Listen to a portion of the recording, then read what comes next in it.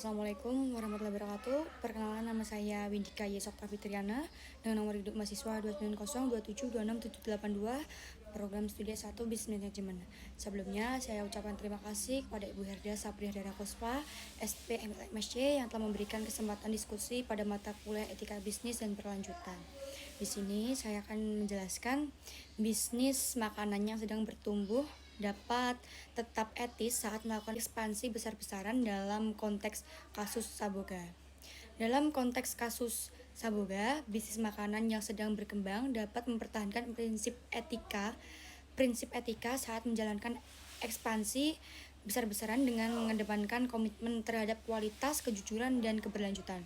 Studi kasus Saboga menunjukkan bahwa menjaga konsisten nilai-nilai inti dan menerapkan prinsip tata kelola perusahaan yang transparan menjadi kunci agar pertumbuhan tidak mengorbankan standar etika, termasuk dalam pengelolaan sumber daya, hubungan dengan mitra, dan perlindungan konsumen. Strategi ini melibatkan penegakan kode etik internal dan memperkuat budaya etika dalam seluruh rangkaian operasional sehingga pertumbuhan dapat berlangsung secara berkelanjutan dan bertanggung jawab. Resiko etika yang mungkin muncul saat bisnis berkembang meliputi praktik pemasaran yang menyesatkan, penurunan standar kualitas produk saat produksi ditingkatkan, dan pelanggaran hak pekerja akibat tekanan memenuhi target pertumbuhan. Selain itu, resiko terhadap keberlanjutan sumber bahan baku dan ketidaktransparan dalam rantai pasok juga menjadi perhatian karena bisa menimbulkan konflik moral dan kerugian reputasi jika tidak dikelola dengan baik. Peningkatan skala bisnis juga dapat memunculkan praktik korupsi, kolusi, dan nepotisme, terutama jika proses pengambilan keputusan tidak dilakukan secara terbuka dan adil, sebagaimana ditemukan dalam beberapa studi kasus bisnis besar.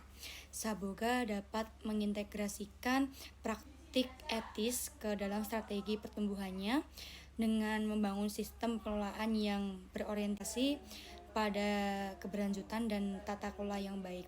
Langkah konkret meliputi penerapan kebijakan keberlanjutan dalam seluruh proses bisnis, termasuk sourcing, bahan baku, keberlanjutan, penggunaan kemasan ramah lingkungan, dan pengurangan limbah. Selain itu, pelatihan etika dan integritas secara rutin kepada seluruh karyawan dan manajemen harus dilakukan untuk memastikan kebijakan ini dijalankan secara konsisten.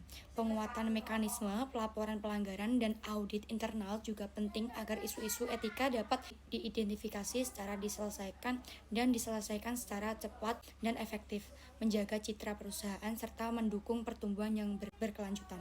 Contoh perusahaan lain yang berhasil menggabungkan pertumbuhan dan etika adalah Patagonia.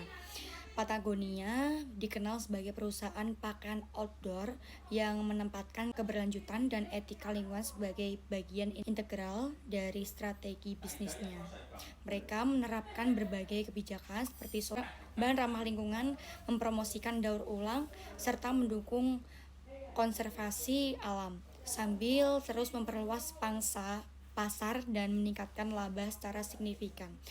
Keberhasilan Patagonia menunjukkan bahwa penggabungan prinsip-prinsip etika dan pertumbuhan bisnis bukanlah hal yang mustahil, bahkan dapat menjadi keunggulan kompetitif yang memperkuat loyalitas pelanggan dan reputasi jangka panjang.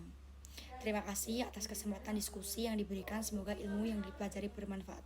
Sekian, Assalamualaikum warahmatullahi wabarakatuh.